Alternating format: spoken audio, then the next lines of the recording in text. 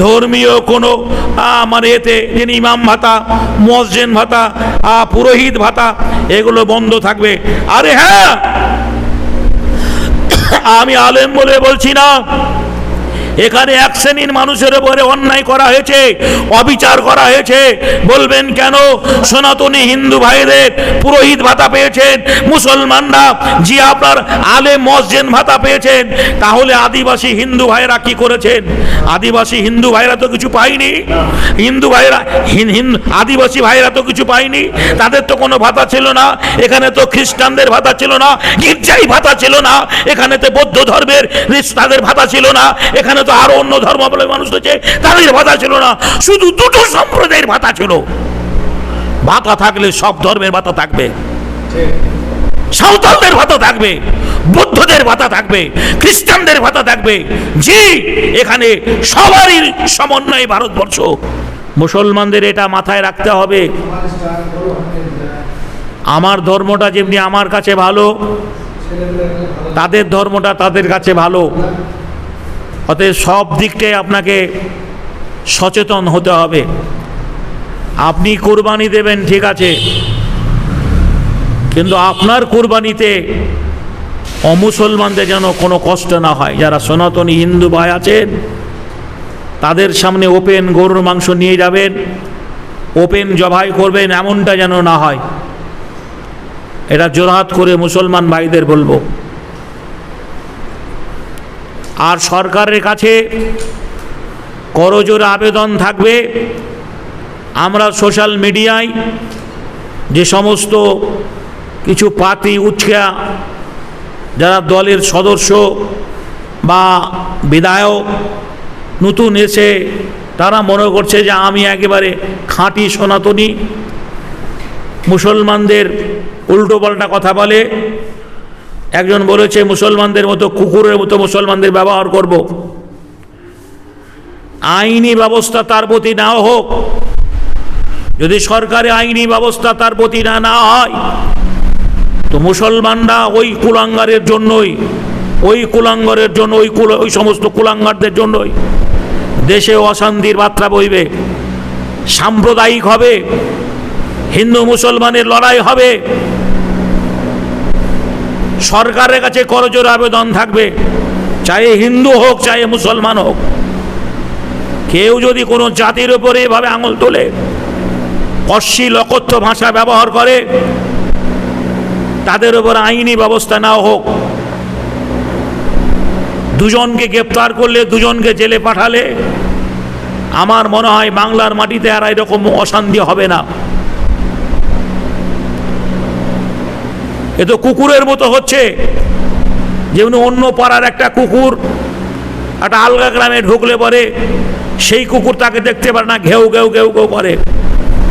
যে বিজেপি সনাতনী হিন্দু ভাইটা মুসলমানদের কুকুরের মতো মারবা বলেছে, কুকুরের মতো ব্যবহার করবা বলেছে, ওই কথাটা তার জায়গায় বলেছে, সে কি পশ্চিমবাংলায় মুর্শিদাবাদের মাটিতে এইরকম কথা বলতে পারবে? এ ক্ষমতা তার আছে? আগামী দিনে সোশ্যাল মিডিয়ায় এইরকম উগ্র কথা যে বলবে তারই প্রতি যেন আইনি ব্যবস্থা না হয়, তাতে দেশ শান্তি থাকবে, দেশ ভালো থাকবে। আজকে কত মার জানেন, আমরা কত মার খেলাম সামান্য একটা কথার অপপ্রচারে।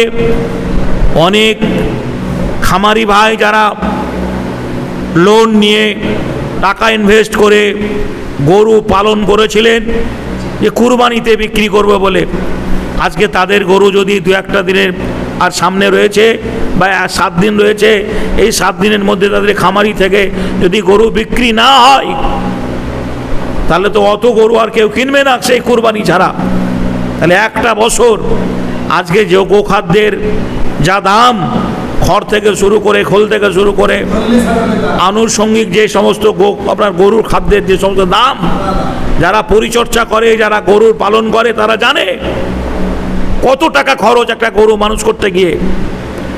365 দিন যদি আবার তাকে পুষতে হয়, এই খেসারত কে দেবে? সরকার দেবে না কোনো হিন্দু সনাতনী ভাই দেবে, না কোনো মুসলমান দেবে। তাহলে এখানে এক শ্রেণীর গরিব মানুষ মারা যাচ্ছে, যাদের মাথায় ছিল কুরবানির হাটে আমি গরুটা বিক্রি করলে আমার মেয়ের মালা তৈরি করতে হবে, আমার মেয়ের কানের দিতে হবে, আমার মেয়ের দেনা পাওনা আছে ঋণ শোধ করতে হবে, বিয়ে দিয়েছি আমি ছাদটা ঢালাই করব, আমার বৃদ্ধ বাপ মায়ের সুচিকিৎসা করব, ভালো ডাক্তার দেখাবো, আমার ছেলেটা পড়ছে তাকে ভালো কি বলছেন ভালো জায়গায় পড়াবো, এই যে চিন্তা চেতনা আর সব ধুলোর সঙ্গে মিশিয়ে গেল, ধুলোর সঙ্গে মিশিয়ে গেল। আজকে বলুন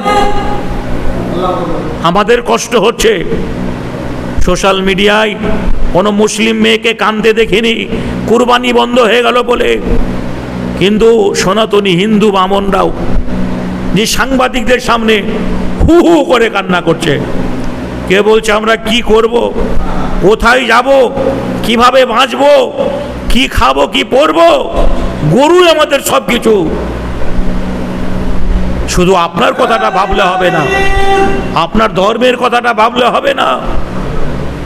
মুসলমানকে কোণঠাসা করতে গিয়ে আজকে কারা একে এই জন্য বলা হয়েছে যার ভালো যে করে যার মন্দ সেই করে, যার ভালো যে করে যার মন্দ সেই করে।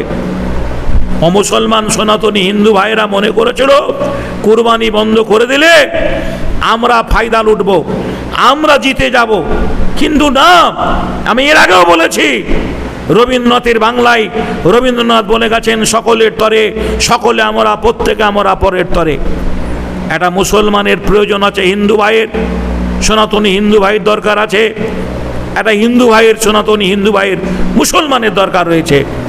ব্যবসা এক অপরের না হলে হয় না, শুধু গরু বলে নয়, আর আনুষঙ্গিক যে সমস্ত ব্যবসাগুলো রয়েছে, হোটেল থেকে শুরু করে মুদিখানার দোকান থেকে শুরু করে যে আপনার যাই বলেন, ডাক্তারি পরিষেবা থেকে শুরু করে যে সব ব্যবসায় সবাই জড়িত। যে এক অপর না হলে হবে না। চাষি মাঠে ফসল